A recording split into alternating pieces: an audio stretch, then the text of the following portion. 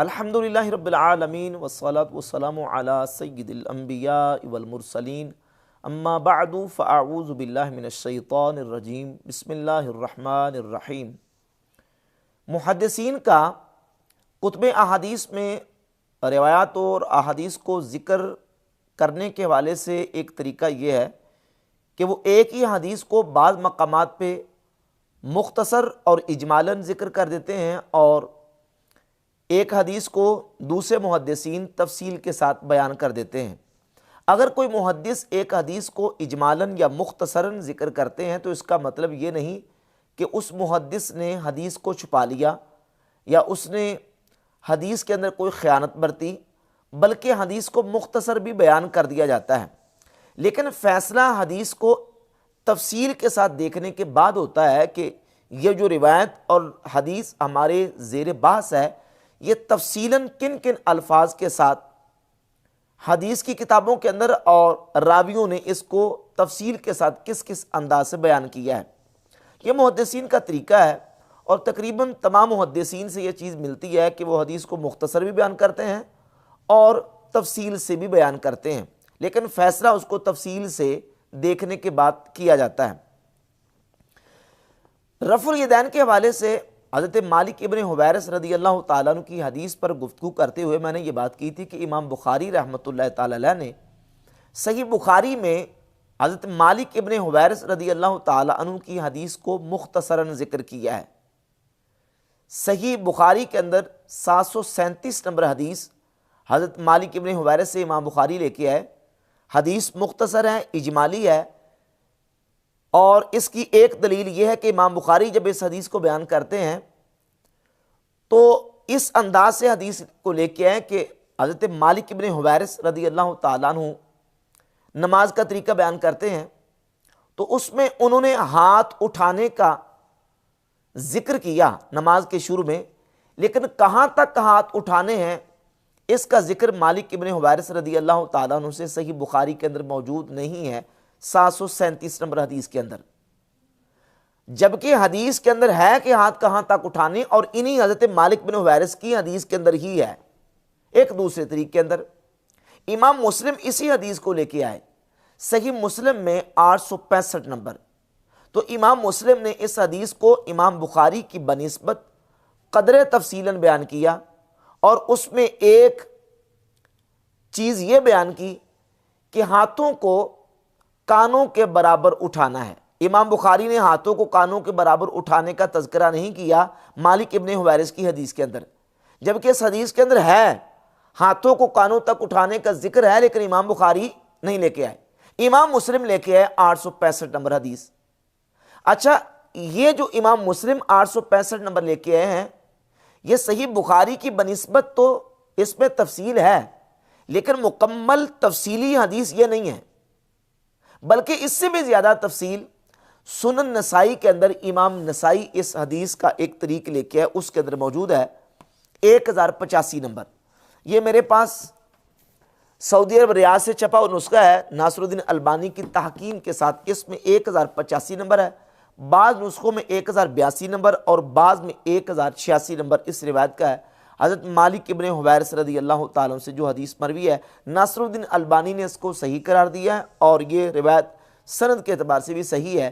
یہ تفصیلی حدیث ہے، حضرت مالک ابن حویرث صحابی رضی اللہ تعالیٰ عنہ وہ بیان کرتے ہیں کہ انہوں نے نبی پاک صلی اللہ علیہ وآلہ وسلم کو دیکھا کہ نبی کریم علیہ السلام نے نماز میں اپنے ہاتھوں کو اٹھایا، جب رکوع کیا اور جب رکوع سے سر اٹھایا تب بھی اپنے ہاتھوں کو اٹھایا، وَإِذَا سَجَدَ اور جب سجدہ کیا تب بھی اپنے ہاتھوں کو اٹھایا، وَإِذَا رَفَعَ رَأْسَهُ مِنَ السُّجُودِ اور جب سجدوں سے سر اٹھایا تب بھی رفع یدین کیا، حَتَّى يُحَاذِيَ بِهِمَا فُرُوعَ أُذُنَيْهِ حتیٰ کہ آپ کے ہاتھ کانوں کی لو کے برابر ہو گئے۔ اب یہ مکمل حدیث تفصیل کے ساتھ موجود ہے۔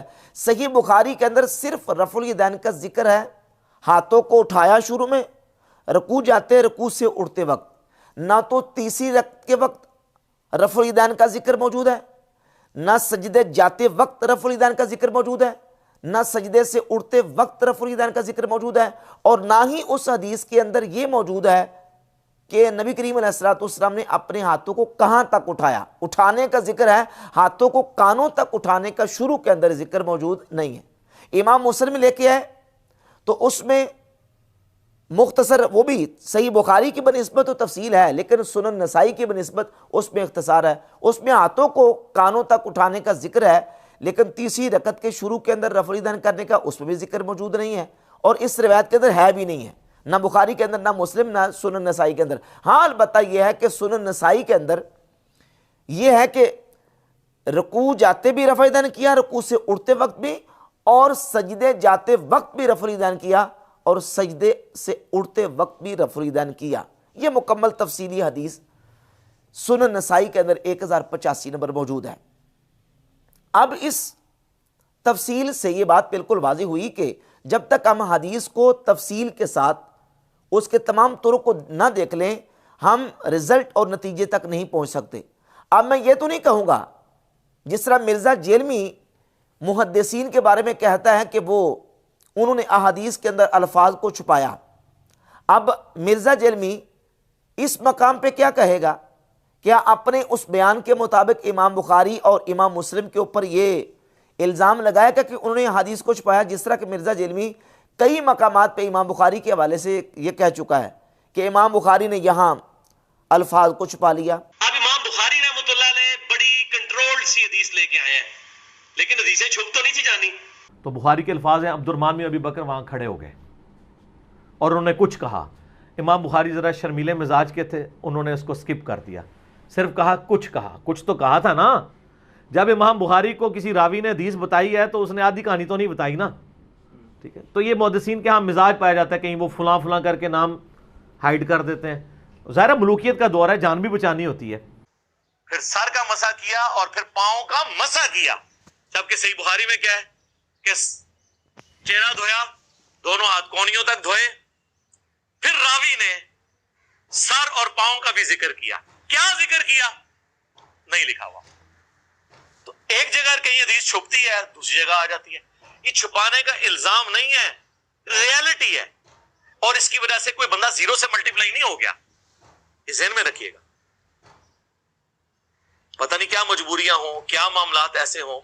تو مولانا اسحاق صاحب نے پہلی دفعہ میرا دماغ کھولا. اس کے بعد جب میں نے بخاری مسلم کی احادیث کو کرٹیکلی واچ کیا تو مجھے نظر آیا کہ واقعی یار کہیں نہ کہیں کسی نہ کسی جگہ پہ کمزوری دکھائی ہے سب نے, چاہے وہ حکمت کی وجہ سے دکھائی, چاہے وہ انہوں نے اس وقت حکومتی جبر سے بچنے کے لیے دکھائی, یا انہوں نے پبلک پریشر کی وجہ سے دکھائی. واللہ عالم, ہم ان کی نیت کے اوپر شک نہیں کرتے, لیکن بہرحال کام تو ڈلا ہے. امام ابو داؤد کی سنن ابی داؤد کے حوالے سے مرزا جیلمی نے یہ دعویٰ کیا کہ انہوں نے الفاظ کو چھپا لیا. چڑ کھاتا تھا. یہی بےایمانی میں آپ کو ابو داؤد سے بھی دکھاؤں گا. ابو داؤد میں تو بے شمار کسی قسم کی فلاں والی بےایمانیاں ہوئی ہیں. ہم ان اماموں کو نہیں کہتے, ہو سکتا ہے کاتبین نے کیے اور بعد میں کو مولوی بن گیا ہوئے بیچ. اب آپ سنیے کہ سنن ابی داؤد میں فلاں فلاں, یہ فلاں فلاں, یہ پہلے تو سنن ابی داؤد دارالاسلام کی کلوز کریں گے فرام بھائی. یہ دارالاسلام کی میرے فرام میں کار کوئی چھاپی مکتب شاملہ میں فلاں فلاں کو ملے گا, اس میں ملے گا.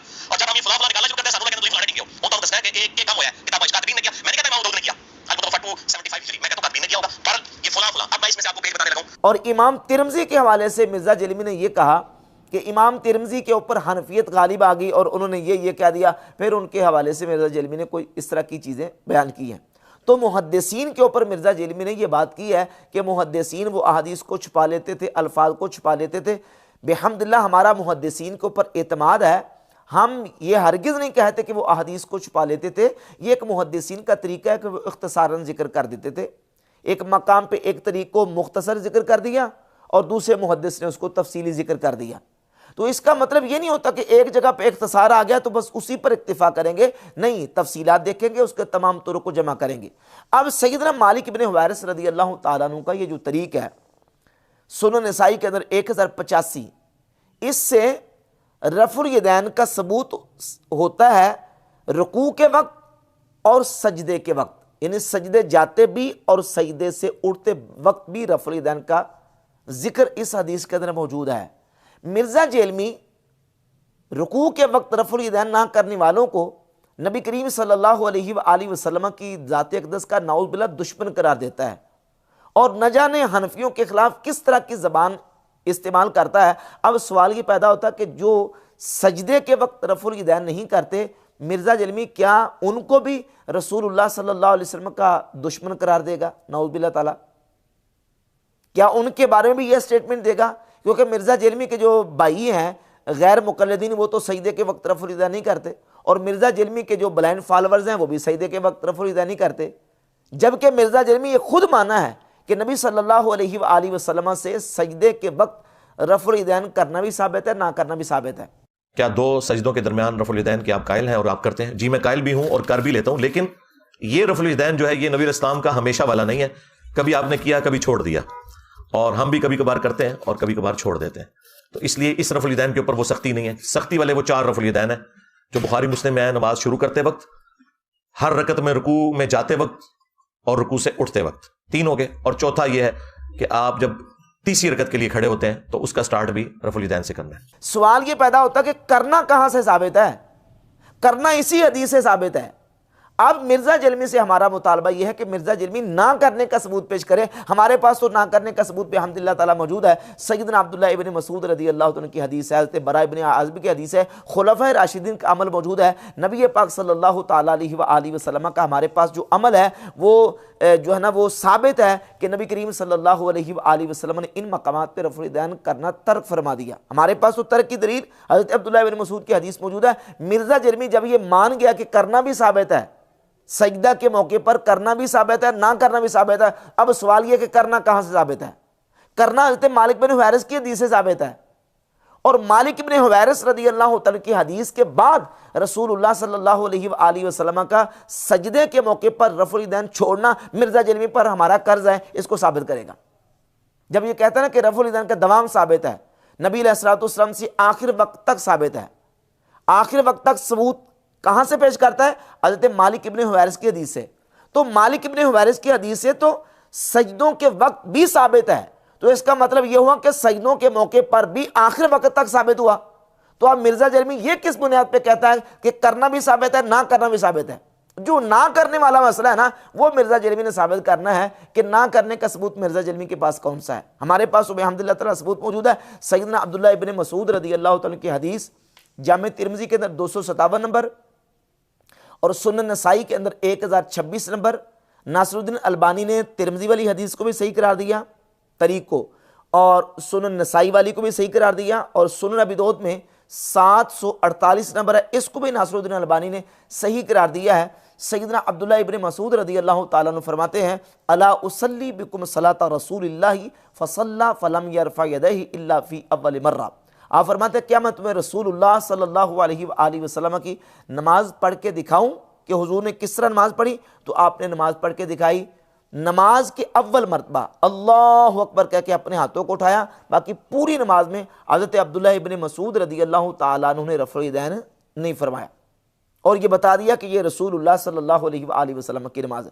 اور عبداللہ بن مسعود رضی اللہ تعالیٰ عنہ صحابہ اکرام علیہ رضوان میں سے وہ جلیل القدر صحابی ہیں کہ خلفائے راشدین کے بعد جو سب سے بڑے عالم صحابی ہیں وہ سیدنا عبداللہ ابن مسعود رضی اللہ تعالیٰ عنہ۔ صحیح بخاری کے اندر حدیث موجود ہے، حضرت سیدنا حذیفہ بن یمان رضی اللہ تعالیٰ عنہ سے پوچھا گیا کہ نبی پاک علیہ الصلوۃ والسلام کے صحابہ میں سے اس صحابی کا ہمیں تذکرہ سنائیں جن کا طور طریقہ رسول اللہ صلی اللہ علیہ وآلہ وسلم کے طور طریقے کے سب سے زیادہ قریب ہو تاکہ ہم ان سے دین کا علم سیکھیں۔ تو حضرت حذیفہ بن یمان نے فرمایا وہ عبداللہ بن مسعود رضی اللہ تعالیٰ عنہ۔ صحیح بخاری کے اندر 4999 نمبر حدیث ہے، نبی پاک صلی اللہ علیہ وآلہ وسلم نے فرمایا خذوا القرآن من اربع، میرے 4 صحابہ سے قرآن سیکھو، من عبداللہ بن مسعود و سالم و ابی و معاذ بن جبل۔ پہلا نمبر حضور نے عبداللہ بن مسعود کا بیان فرمایا۔ صحیح بخاری میں 5000 نمبر حدیث ہے، حضرت عبداللہ بن مسعود فرماتے ہیں کہ مجھے اللہ کی قسم ہے کہ حضور کے صحابہ جانتے ہیں کہ میں سب سے زیادہ اللہ کے قرآن کو جاننے والا ہوں، کیونکہ میں نے 70 سے زیادہ صورتیں رسول اللہ صلی اللہ علیہ وآلہ وسلم کے مبارک منہ سے سیکھی ہوئی ہیں۔ وہ عبداللہ بن مسعود رضی اللہ تعالیٰ وہ فرما رہے کہ میں تمہیں رسول اللہ کی نماز پڑھ کے دکھاؤں، تو آپ نے نماز پڑھ کے دکھائی، نماز کے شروع کے علاوہ باقی مقام پہ رفع الیدین نہیں کیا۔ اب جب ہم صحابہ کرام علیہ رضوان کے حوالے سے روایات اور احادیث کو دیکھتے ہیں، ہمارے امام اعظم ابو حنیفہ رحمۃ اللہ تعالی علیہ وہ صحابہ کی بھی کیٹیگریز کرتے ہیں۔ سب سے پہلے خلفائے راشدین، خلفائے راشدین کے بعد جو سب سے بڑے علماء اور فقہا مجتہدین صحابہ ہیں ان کی روایات کو زیادہ ترجیح دیتے ہیں، ضبط اور اتقان اور ان کے علم کی بنیاد پہ، ان کے اجتہاد اور فقاہت کی بنیاد کے اوپر۔ تو سیدنا عبداللہ ابن مسعود رضی اللہ تعالیٰ کو اگر حضرت مالک بن حویرث، وائل بن حجر، عبداللہ بن عمر کے مقابلے میں دیکھا جائے تو یقیناً یہ تمام ان صحابہ سے فائق اور ان سے علم میں اور ان سے فقاہت میں اور اجتہاد میں وہ برتر و بالا ہے۔ اسی لیے امام ابراہیم نخعی رحمۃ اللہ تعالی علیہ کے سامنے جب حضرت وائل بن حجر کی حدیث رفع الیدین کے حوالے سے بیان کی گئی تو امام ابراہیم نخعی رحمۃ اللہ علیہ صحابہ کے شاگرد ہیں۔ امام دارقطنی اس روایت کو لے کے، امام ابو جعفر محمد بن سلامہ طحاوی شرح معانی الاثار میں اس روایت کو لے کے، امام ابراہیم نخعی رحمۃ اللہ علیہ فرماتے ہیں اگر وائل ابن حجر نے ایک دفعہ نبی پاک صلی اللہ علیہ وآلہ وسلم کو رفع الیدین کرتے دیکھا ہے تو عبداللہ بن مسعود نے 50 مرتبہ نبی کریم علیہ السلام کو رفع الیدین نہ کرتے ہوئے دیکھا ہے۔ یہ امام ابراہیم نخعی تابعی صحابہ کے شاگرد کہہ رہے ہیں۔ اور پھر جن تابعین نے صحابہ سے نماز کا طریقہ سیکھا، حضرت سیدنا مولا علی سے نماز کا طریقہ سیکھا، سیدنا عبداللہ ابن مسعود سے نماز کا طریقہ سیکھا، وہ بھی انہی احادیث کے مطابق رفع الیدین نہ کرنے کے قائل ہیں۔ یہ سند صحیح سے المصنف لابن ابی شیبہ کے اندر 2461 نمبر روایت موجود ہے۔ ابو اسحاق کہتے ہیں کہ سیدنا مولا علی کے شاگرد اور عبداللہ بن مسعود کے شاگرد وہ نماز کے شروع کے علاوہ باقی مقام پہ رفع الیدین نہیں کیا کرتے تھے، صرف شروع میں کرتے تھے، باقی نہیں کرتے تھے۔ جنہوں نے مولا علی سے نماز سیکھی، جنہوں نے حضرت عبداللہ بن مسعود سے نماز سیکھی، اور خود مولا علی کا اپنا عمل یہ ہے۔ صحیح سند سے 4 راوی اس سند کے اندر موجود ہیں جو مصنف ابن ابی شیبہ میں 2457 نمبر موجود ہے۔ مولا علی رضی اللہ تعالیٰ کا عمل موجود ہے۔ امام ابو بکر ابن ابی شیبہ امام وقی سے، وقی ابو بکر ناشلی سے، اور ابو بکر ناشلی عاصم بن قلیب سے، عاصم بن قلیب بن شہاب اپنے والد سے۔ قلیب بن شہاب مولا علی کے شاگرد ہیں۔ وہ کہتے ہیں مولا علی جب نماز پڑھتے تھے تو نماز کے شروع کے علاوہ باقی مقام پہ رفع الیدین نہیں کیا کرتے تھے۔ اسی طرح مصنف ابن ابی شیبہ میں 2469 نمبر روایت ہے، مجاہد بلکہ امام اسود تابعی کہتے ہیں کہ میں نے حضرت عمر کے ساتھ نماز پڑھی، حضرت عمر بھی نماز کے شروع کے علاوہ باقی مقام پہ رفع الیدین نہیں کرتے تھے۔ تو خلفائے راشدین کا عمل بھی، اور عبداللہ ابن مسعود کی جو حدیث میں نے جامع ترمذی، نسائی اور سنن ابی داؤد سے بیان کی ہے، اس کے اندر موجود ہے کہ نبی پاک علیہ الصلوۃ والسلام کی نماز کا طریقہ انہوں نے بیان کیا، اور اس حدیث کو ذکر کرنے کے بعد امام ترمذی رحمۃ اللہ علیہ نیچے کمنٹ کرتے ہیں کہ عبداللہ بن مسعود کی حدیث حسن ہے، وَبِهِ يَقُولُ غَيْرُ وَاحِدٍ مِّنْ أَهْلِ الْعِلْمِ مِّنْ أَصْحَابِ النَّبِي صلی اللہ علیہ وآلہ وسلم، اور یہی کہا ہے اور اسی کو لیتے ہیں نبی کریم علیہ السلام کے کثیر اہل علم صحابہ، غیر واحد من اہل العلم من اصحاب نبی صلی اللہ علیہ وآلہ وسلم، نبی پاک علیہ السلام کے کثیر، غیر واحد، کثیر صحابہ اور اہل علم صحابہ اسی کو لیتے ہیں۔ اور ان کثیر اہل علم صحابہ میں سے سیدنا مولا علی، سیدنا عمر فاروق رضی اللہ تعالی عنہما کی ذوات بھی شامل ہے کہ وہ نماز کے شروع کے علاوہ باقی مقام پہ رفع الیدین نہیں کرتے، انہی دلائل کی بنیاد پہ۔ تو سیدنا عبداللہ بن مسعود کی حدیث اور حضرت مولا علی کا عمل، سیدنا عمر فاروق رضی اللہ تعالی عنہما کا عمل، اسی پر امام اعظم ابو حنیفہ رحمۃ اللہ جو کہ تابعی میں ہیں، صحابہ کی زیارت کرنے والے، صحابہ سے حدیث سننے والے، اور امام و دار الہجرہ امام مالک رحمۃ اللہ تعالی علیہ، ان کا موقف، دونوں بڑے اماموں کا موقف یہ ہے کہ نماز کے شروع کے علاوہ باقی مقام پہ رفع الیدین نہیں ہے، صرف شروع میں کرنا، باقی مقام پہ نہیں کرنا۔ اور یہ جو روایت ترک رفع الیدین کی ہیں یہ راجح ہیں۔